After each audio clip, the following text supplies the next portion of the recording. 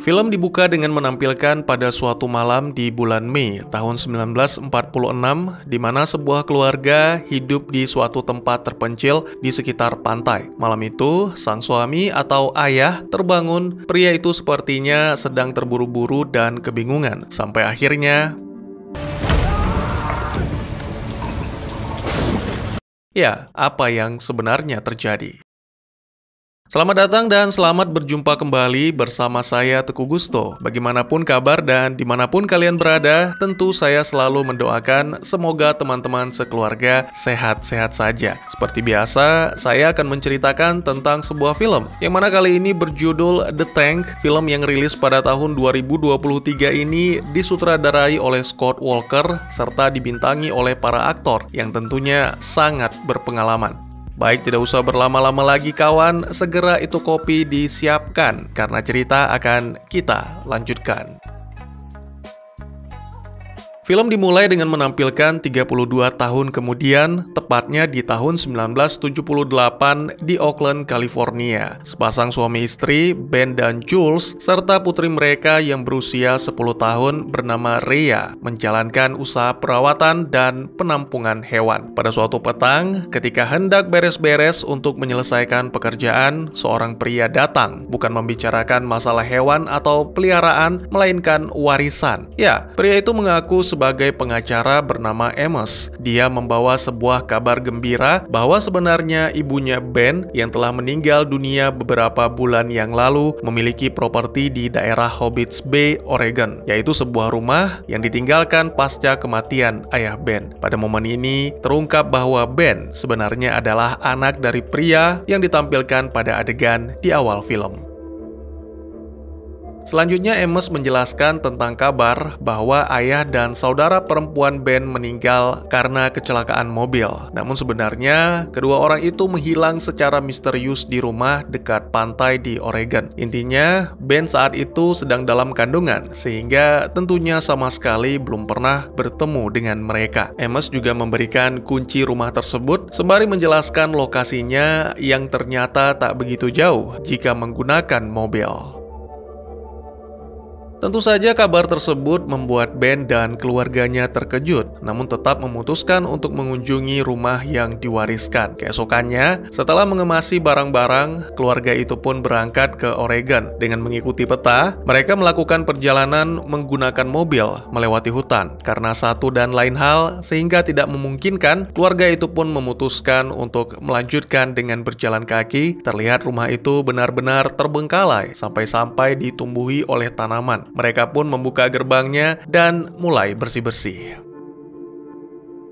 Tak lama berselang, dari jendela belakang, keluarga itu menemukan sebuah pemandangan yang menakjubkan. Mereka juga melihat tangki air di halaman belakang. Ben menjelaskan bahwa biasanya rumah-rumah yang berlokasi di tempat seperti ini memiliki tangki untuk menampung air hujan atau air dari pegunungan. Selain itu, Ben juga memutuskan untuk memeriksa, dan ketika masuk, diketahuilah bahwa di dalamnya begitu luas seperti gua. Namun dia tidak menemukan apapun kecuali sebuah lampu minyak. Selain bersih-bersih, keluarga itu juga membawa beberapa peralatan dan memutuskan untuk tinggal di rumah itu selama beberapa hari. Malam itu, Ben dan Jules memeriksa beberapa dokumen dan foto yang mereka temukan saat bersih-bersih. Beberapa di antaranya berisi potongan-potongan berita di surat kabar mengenai hilangnya ayah dan saudara perempuan Ben. Selain itu, mereka juga menemukan buku catatan harian ibunya Ben, di mana menceritakan tentang menghilangnya sang suami di malam badai, serta kehilangan anak perempuannya 5 hari kemudian. Saat larut malam, Rhea yang tidur sendirian di kamar bawah tiba-tiba saja mendengar suara-suara aneh berasal dari luar. Tak lama setelah memeriksa, dia melihat sesuatu yang aneh di bawah ranjang sehingga bergegas berlari ke kamar ayah dan ibunya karena ketakutan. Gadis itu menjelaskan bahwa dia merasa seolah ada yang mencoba masuk. Tentu saja hal tersebut membuat Ben dan Jules bersiaga. Keduanya berpencar sampai akhirnya Jules mendengarkan suara-suara yang sangat menakutkan yang berasal dari halaman belakang. Namun, saat diperiksa,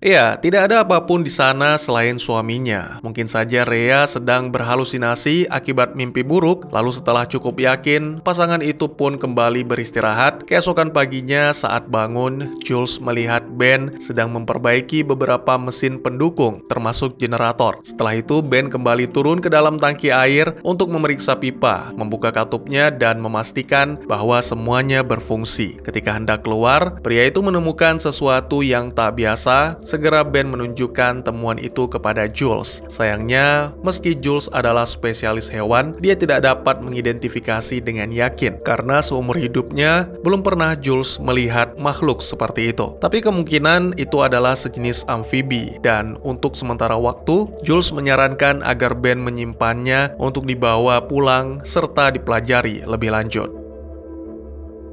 Sementara itu, Rhea yang sedang bermain-main dengan anjingnya Archie di halaman belakang teralihkan oleh tangki air yang terbuka. Merasa penasaran, gadis itu pun mencoba mengintip sampai akhirnya terkejut karena sekilas dia melihat sesuatu yang bergerak di bawah sana. Setelah Ben dan Jules datang untuk menenangkan, tiba-tiba saja mereka kedatangan wanita bernama Mariel, merupakan seorang agen properti yang dikirim oleh Amos. Dia menawarkan bantuan untuk menjual rumah milik Ben, menjelaskan bahwa saat ini sudah ada calon pembeli yang benar-benar serius dan ingin segera menyelesaikan transaksi. Tentu saja hal itu membuat Ben dan Jules sangat terkejut, apalagi harga yang ditawarkan jauh lebih tinggi dari apa yang mereka perkirakan. Namun, ada perbedaan pendapat di antara Ben dan Jules sehingga mereka meminta waktu kepada Mariel untuk mempertimbangkan. Karena pengetahuannya terbatas, pasangan suami istri itu dijelaskan tentang sejarah properti tersebut. Tanpa maksud menakut-nakuti, banyak rumor yang beredar di luar sana bahwa tanah itu telah dikutuk dan penduduk setempat percaya bahwa tsunami dahsyat yang terjadi beberapa abad yang lalu yang membawa kutukan tersebut. Karena hari mulai gelap, Mariel memutuskan untuk mengakhiri percakapan agar bisa segera pergi. Dia menolak ramah tamahan Ben yang hendak mengantar karena ingin menikmati suasana hutan. Sialnya, ketika hendak meninggalkan hutan, mobil Mariel terjebak di lumpur. Lalu saat hendak memeriksanya,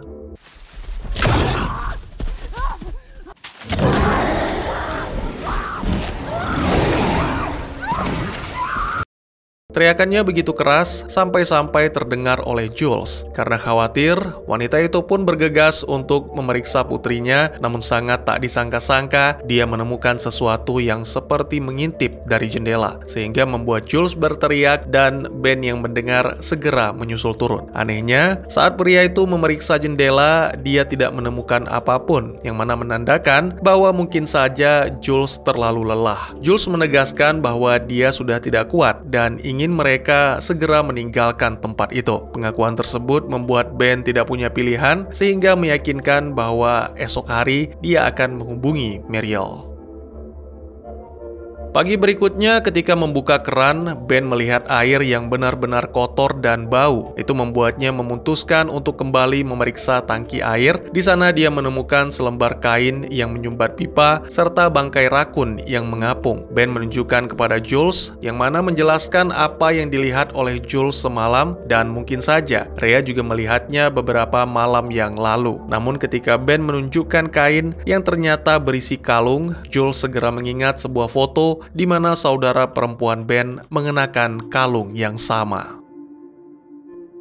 Saat petang, Ben memutuskan untuk ke pom bensin terdekat demi mendapatkan bahan bakar untuk generator, sekaligus membuat janji pertemuan dengan Mariel. Tak lama setelah mengemudi di dalam hutan, dia menemukan mobil si agent yang sepertinya ditinggalkan. Dengan segala rasa penasaran yang menghantui, Ben memutuskan untuk memeriksa mobil itu dan kemudian memeriksa sekitar. Alangkah terkejutnya pria itu ketika menemukan Mariel, atau bisa dibilang setengah Mariel yang tergeletak berlumuran darah. Ben pun bergegas kembali ke mobilnya untuk menghubungi sheriff dengan menggunakan radio komunikasi demi mendapatkan bantuan. Sementara itu, di rumah, Jules melihat tangki air yang terbuka. Wanita itu pun berinisiatif untuk menutupnya. Namun saat berada di ruang keluarga, dia melihat air di lantai dan mengikutinya sebagai jejak sampai akhirnya masuk ke dalam sebuah kamar dan menemukan beberapa halaman dari buku catatan harian ibunya Ben, di mana di dalamnya tertulis dengan jelas jelas tentang pengalaman mengerikan yang dialami dan alasan mengapa dia menyembunyikan kebenaran sampai akhirnya berpura-pura gila. Semua dilakukannya agar tidak ada yang mengetahui tentang rumah itu. Terungkap bahwa ada beberapa makhluk mengerikan yang berada di dalam tangki air yang ternyata menyerang ayah dan saudara perempuan Ben. Ketika ibu Ben mengetahui hal itu, segera dia mengemasi barang-barang dan pergi meninggalkan rumah. Mendadak terdengar langkah kaki dari luar, yang mana membuat Jules merasa khawatir terhadap Rhea. Namun seketika, pintu ruangan itu tertutup dan terkunci dari luar, sehingga mau tidak mau Jules pun nekat keluar lewat jendela. Di sisi lain, setelah menghubungi sheriff, Ben bergegas kembali ke rumah dan merasa lega, karena semuanya baik-baik saja. Pasangan suami istri itu saling menceritakan apa yang mereka temukan, dan itu memperkuat keinginan Jules untuk segera meninggalkan rumah. Namun sayangnya, hari sudah gelap, sehingga Ben meyakinkan Jules untuk menetap 1 malam lagi, terlebih karena sheriff akan segera tiba untuk mengamankan mereka. Sementara Ben memutuskan memeriksa sekeliling rumah, tak lama kemudian seorang petugas kepolisian tiba di TKP, tepatnya di dekat mobil Mariel, dan mulai melakukan penyelidikan. Anehnya, sama sekali tidak ada hal yang mencurigakan di sana. Namun ketika kembali ke mobilnya untuk melaporkan situasi, tiba-tiba saja ada yang menyerang dan menyeret polisi itu ke dalam hutan. Kebetulan sekali, Ben juga menyaksikan hal itu dari kejauhan dan segera berlari kembali ke keluarganya.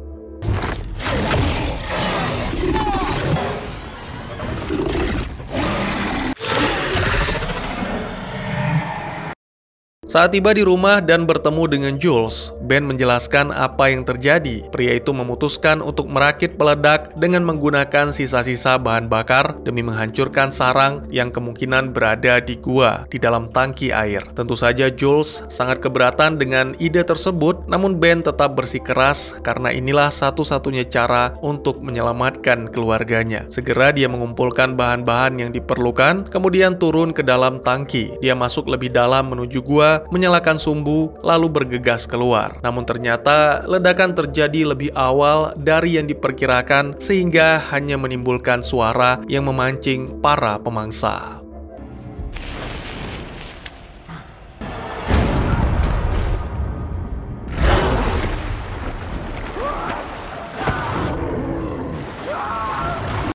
Sementara Ben berhasil selamat setelah melalui pertarungan yang pelik di dalam tangki. Jules dan Rhea mendengarkan ketukan pintu. Awalnya memang melegakan karena yang datang adalah Archie. Tapi kali kedua, ceritanya sudah berbeda. Pintu benar-benar didobrak sehingga Jules berinisiatif menahannya dengan lemari. Dan benar saja, yang datang adalah makhluk pemangsa. Salah satu dari mereka berhasil menghancurkan pintu, sedangkan yang lainnya berhasil menyelinap masuk lewat jendela dan menyeret Rhea ke dalam tangki air. Melihat hal tersebut, tentunya Jules tidak tinggal diam. Wanita itu segera mendekati tangki. Lalu setelah mengetahui Ben tak mampu bertindak, Jules memutuskan untuk menyelamatkan putri mereka. Sebagai spesialis hewan, Jules bisa memperkirakan kelemahan makhluk itu. Dengan pengetahuan ini, dia mempersiapkan bahan-bahannya, membuat obor, serta mempersenjatai diri dengan garpu taman. Dan kini wanita itu siap masuk ke sarang monster pemangsa. Saat masuk ke dalam gua, Jules menuangkan bahan-bahan yang dia bawa ke dalam air untuk menjauhkan para monster. Masuk lebih dalam, wanita itu menemukan putrinya yang beruntung dalam kondisi baik-baik saja. Tepat setelah itu, Jules menyadari bahwa beberapa monster telah kembali ke sarang, sehingga wanita itu terpaksa menggunakan api yang mana membuat monster menjauh. Dan hal itu segera dimanfaatkan untuk menginstruksikan Rhea menuju ke pintu keluar. Sangat disayangkan, tak lama berselang bahan bakarnya habis sehingga para monster pun mulai berenang mendekat. Kini satu-satunya jalan adalah segera melarikan diri, namun ketika cara itu gagal, Jules tidak segan-segan melakukan perlawanan dengan menggunakan garpunya.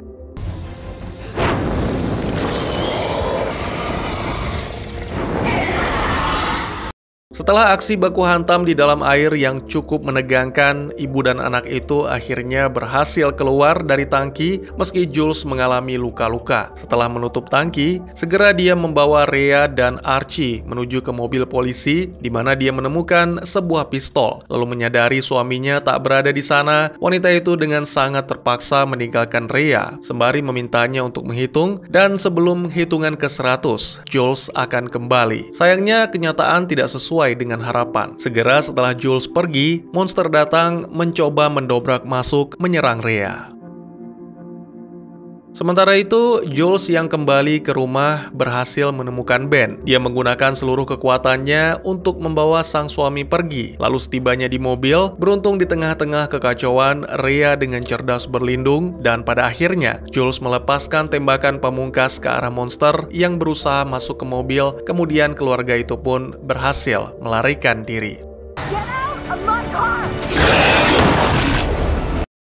Film pun ditutup dengan menampilkan Jules dan keluarganya mencapai tempat yang aman, mengambil waktu sejenak untuk menenangkan pikiran, serta sebuah adegan middle credit di mana menampilkan pada bulan Juni tahun 1993, sekelompok pekerja konstruksi membuka tutup tangki air karena hendak membangun sesuatu di wilayah properti tersebut. Bagaimanakah nasib mereka? Apakah para makhluk pemangsa masih bersarang di sana? Dan tamat. Ya, jika teman-teman mencari film horor fiksi ilmiah keluarga untuk menikmati akhir pekan, saya rasa The Tank adalah film yang cocok. Karena ceritanya tidak berat, tidak seram-seram amat, tapi keseruan dan ketegangan yang disuguhkan cukup nikmat. Namun sangat tidak disarankan untuk adik-adik yang masih di bawah umur karena ada beberapa adegan yang agak kurang pantas. Tentang monster, di awal-awal ada sedikit petunjuk saat keluarga itu berada di tokonya, di mana Jules menjelaskan kepada Rhea tentang seekor axolotl yang mereka miliki dan mengatakan bahwa itu adalah amfibi seperti beberapa dinosaurus tertua dan paling jahat. Ini sama halnya dengan monster penghuni tangki, karena kemungkinan makhluk tersebut sudah ada jauh sebelum manusia. Mereka muncul setelah gempa Cascadia pada tahun 1700 dan mungkin saja sisa-sisa dari zaman prasejarah. Selain itu, Jules juga mengatakan kepada Rhea bahwa axolotl bernafas melalui kulit. Itu menyebabkan mereka licin dan berlendir. Pengetahuan inilah yang menjadi senjata utama Jules menjelang pertarungan terakhir. Jules menciptakan perisai dengan membungkus lengannya menggunakan kain yang telah direndam ke dalam alkohol demi menjauhkan makhluk-makhluk ganas itu saat masuk ke dalam tangki untuk menyelamatkan Rhea. Hal-hal lain yang perlu digarisbawahi adalah adegan di mana Rhea memberitahu Jules bahwa axolotl memakan sesama atau saudaranya sendiri. Jules menjelaskan beberapa alasan, kelaparan menjadi salah satunya, sedangkan yang lain adalah sifat teritorial. Ini secara tidak langsung menjelaskan bahwa makhluk-makhluk di dalam tangki menyerang orang-orang dengan alasan yang sama, bahwa makhluk-makhluk pemangsa ini sangat teritorial, sehingga menyerang apapun yang masuk ke wilayah mereka meskipun tidak dimangsa. Seperti yang terjadi pada Mariel, si agen properti. Terus Rhea kenapa nggak dihabisi, Bang? Apa karena dia adalah anak tokoh utama, jadi pasti selamat? Oh, tentu tidak. Perlu diingat bahwa makhluk-makhluk yang tidak diketahui namanya ini pada dasarnya adalah pemangsa. Satu-satunya alasan yang masuk akal adalah Rhea akan disimpan untuk dijadikan santapan pada saat jadwal makan selanjutnya. Penjelasan tersebut, saya pikir sudah bisa menjawab apa yang akan terjadi kepada para pekerja konstruksi. Sifat teritorial dari makhluk penghuni tangki akan membuat para pekerja dihabisi, dan mungkin saja sebagian ada juga yang dikonsumsi. Namun jika memang di antara mereka ada yang berhasil selamat dan melaporkan hal ini kepada aparat, tentunya para makhluk pemangsa itu akan dimusnahkan atau mungkin dijadikan bahan penelitian. Bagaimana menurut kalian? Segitu saja teman-teman, silakan berkomentar, bertanya, ataupun merequest kira-kira film apa yang menarik untuk dibahas. Bisa lewat kolom komentar, atau buat yang malu-malu bisa via DM ke Instagram saya di @teguhgusto. Insya Allah pasti akan dibaca. Mari kita jadikan kolom komentar sebagai sarana penambah wawasan dan menciptakan jalinan persaudaraan, bukan malah menjadikannya sebagai tempat pembulian sehingga menciptakan permusuhan. Jangan lupa untuk dukung terus channel ini dengan cara share, like, dan subscribe, karena dukungan dari kalian sangat berharga bagi saya demi perkembangan channel ini. Saya Gusto, sampai jumpa di video selanjutnya. Tetap semangat, tetap bersyukur setiap hari. Dadah!